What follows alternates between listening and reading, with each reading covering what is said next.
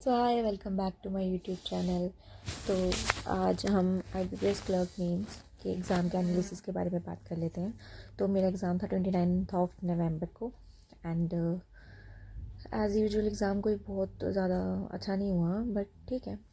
तो सबसे पहले GA सेक्शन खुलता है एंड GA सेक्शन में banking awareness related I don't think so कोई ज़्यादा अच्छी न्यूज़ थी, कोई डाटा नहीं था, कोई इंडेक्स नहीं थे, कोई इन्फ्लेशन वगैरह के बारे में नहीं था, कुछ भी नहीं था। स्टैटिक और जनरल अवेयरनेस ज़्यादा था। तो बट और कोई मतलब कि बहुत सीधे स्ट्रेट फॉरवर्ड क्वेश्चन थे, वन लाइनर वाले क्वेश्चन थे और कोई स्टेटमेंट वाइज क्वेश्चन नहीं थे। 2 मार्क में भी नहीं थे और 1 मार्क में भी इतने खास क्वेश्चंस नहीं थे। बट ये था कि उन्होंने कुछ एग्जैक्ट नहीं पूछा था, बैंकिंग फाइनेंस इकनॉमी के रिलेटेड कोई ज़्यादा न्यूज़ नहीं थी। स्टैटिक पोर्शन और जर्नल अवेयरनेस टाइप्स क्वेश्चन थे जो ना, उस हिसाब से वो क्वेश्चंस कुछ ज़्यादा थे। तो इन GA I total attempted 23 questions and उसमें से भी मैंने घर आके चेक करा है, मेरे अप्रॉक्स 7 to 8 क्वेश्चंस रॉन्ग है। एक तो मेरा वो जो क्वेश्चन था ना निर्मला सीतारमन का, तो उसका मिनिस्ट्री ऑफ कॉर्पोरेट अफेयर्स था and I mark ministry of parliamentary affair. पता नहीं क्यों मुझे उस टाइम वही लगा तो मैंने उसको मार्क कर दिया। तो नेक्स्ट खुलता है उसके बाद English was quite easy to moderate side था।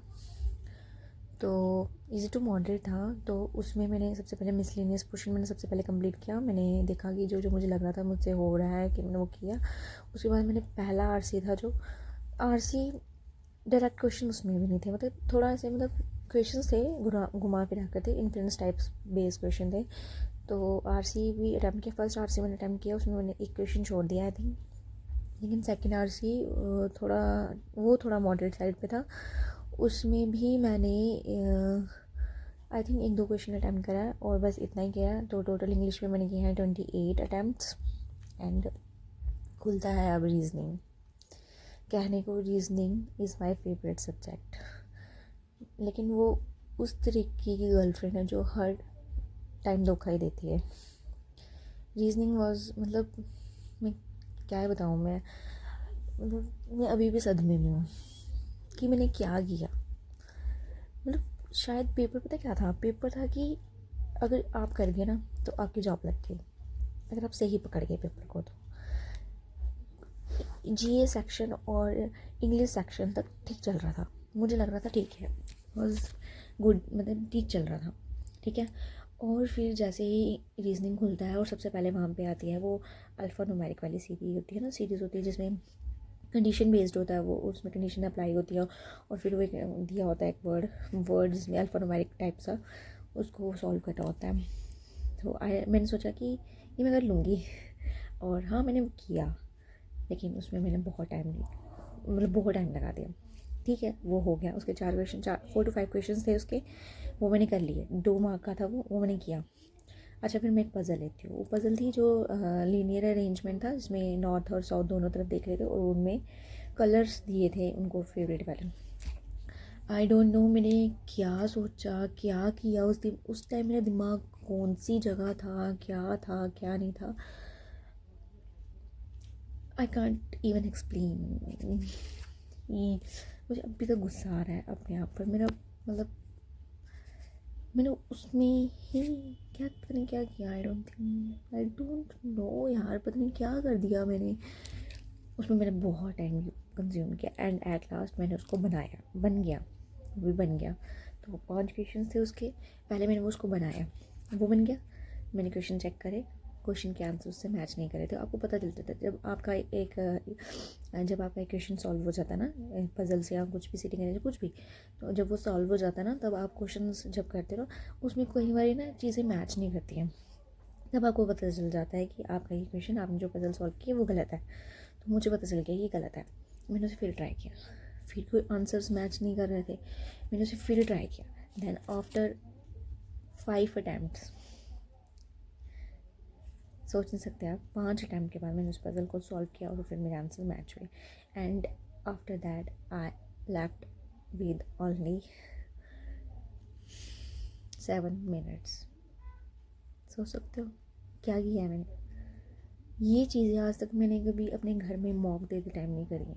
इतना दिमाग मैंने मॉक देने में लगाती हूँ, इतनी स्ट्रैटेजी बना के लगाती हूँ, उधर पता नहीं क्या हो जाता है।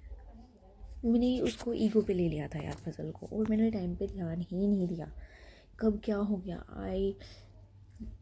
अब मुझे उसको याद ही नहीं करना। तो फिर मैं एक मार्क वाले क्वेश्चन में आई, देखा कि ये यार ये भी मुझसे बन जाना था। फिर उसमें एक फ्लावर वाली थी पज़ल 2 मार्क वाले में, और एक एज बेस्ड पज़ल थी।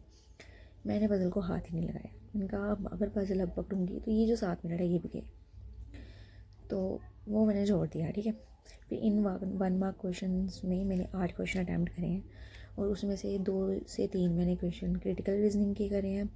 एक मैंने वो मेरे ख्याल से वो ब्लड रिलेशन वाला करा है, और उसमें मुझे समझ नहीं आ रहा था वो क्या था, बट उसमें ये था Y has only 1 children something, ये वाला ऑप्शन था उसका। आई थिंक वो आंसर है।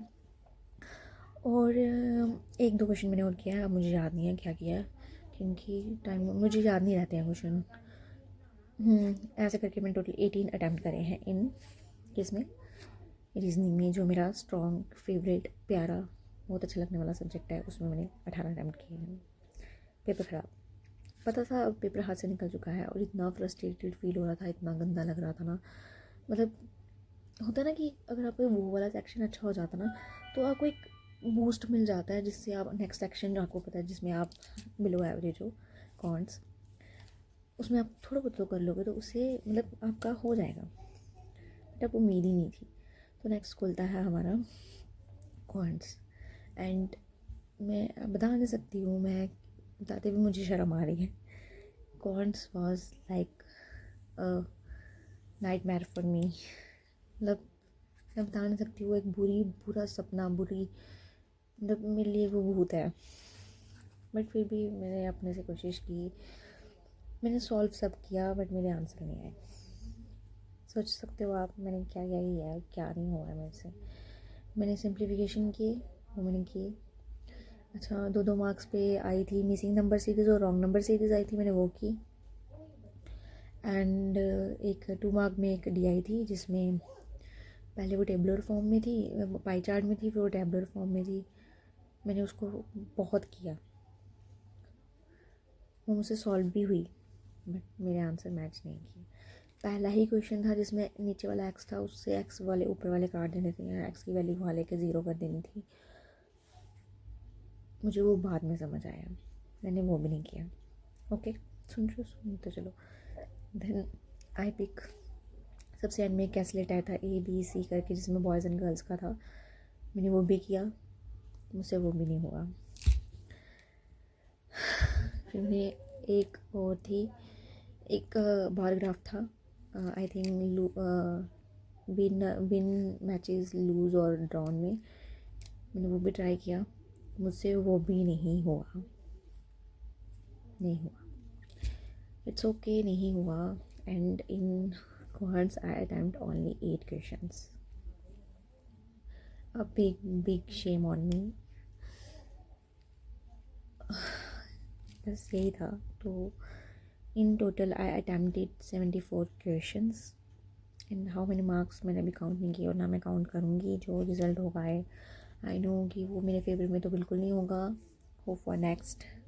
तो बस यही है। अब देखते हैं। अब मेरा RRB क्लर्क का एग्ज़ाम है, अभी एडमिट कार्ड तो नहीं आए हैं, बट टेंटेटिव डेट्स तो उन्होंने दे दी हुई हैं। तो देखते हैं कब है एग्ज़ाम, किस तरीके से। अब मैं एक मॉक लगाऊंगी और उसका स्कोर आपके साथ शेयर करूँगी। और अब एक दिन बैठ के कहीं मैं स्ट्रैटेजी बनाऊंगी कि अब मुझे RRB PO मेंस के लिए क्या करना है, किस तरीके से करना है, कहाँ से क्या करना है। और इस बार तो मैंने सोचा है कि मैं बहुत ज़्यादा वाला फोकस करूँगी सेक्शनल्स देने में और क्विज़ेस पे। फुल लेंथ मॉक मैं लास्ट के एंडिंग के 1 हफ्ते में दूंगी, 2 या 3। अभी मैं सिर्फ सेक्शनल लगाऊंगी और क्विज़ेस करूँगी, क्योंकि अब आगे कोई प्रीलिम्स नहीं है, सिर्फ मेंस है। एक RRB का प्रीलिम्स क्लर्क का हो जाएगा, और उसके बाद मेंस है। RRB क्लर्क और PO का दोनों का मेंस है, और उसके लिए अब मैं अच्छे से सिर्फ उस पर करूँगी, यही सेक्शनल लगाऊंगी और क्विज़ करने वाली हूँ। और for GA I am thinking कि मैंने सफलता बैच लिया था और उसके मैंने नोट्स बनाए हैं, तो वो मैंने जनवरी से बनाए हैं। तो मैं इस बार सोच रही हूँ कि मैं अप्रैल से पढ़ना शुरू करूँगी। अप्रैल से पढ़ूँगी मैं, अभी से पढ़ूँगी, मतलब एक मंथ पिछला लेके चलूँगी और एक मंथ में ये वाला लेके चलूँगी और डेली का पढ़ूँगी। मतलब मैंने पढ़ा हुआ है अक्टूबर, तो अक्टूबर का वीकली मेरे पास नोट्स हैं, तो वीकली नोट्स का रोज़ का एक वीक रिवाइज़ करूँगी। और अप्रैल मंथ के जो मैंने नोट्स प्रिपेयर किए हैं शॉर्ट नोट्स, तो उधर से पढ़ूँगी। जितना आएगा आएगा, नहीं आएगा तो आई डोंट थिंक, फिर उसके बाद मैं कुछ नहीं कर सकती, क्योंकि जी वॉज मतलब अनप्रिडिक्टेबल है। जी मतलब हम नहीं बोल सकते उसमें क्या आ सकता है, उसका कोई पैटर्न ही नहीं है, ये कुछ भी डाल देते हैं। आई थिंक ये हमारी वीडियोस देखते हैं तभी इनको पता होता है कि बच्चे इस बार ये स्ट्रैटेजी लेकर चलते हैं, हम कुछ और कर लें, तो उस तरीके से। सो तब तक के लिए bye, follow and like share subscribe my channel for next videos. So Tata.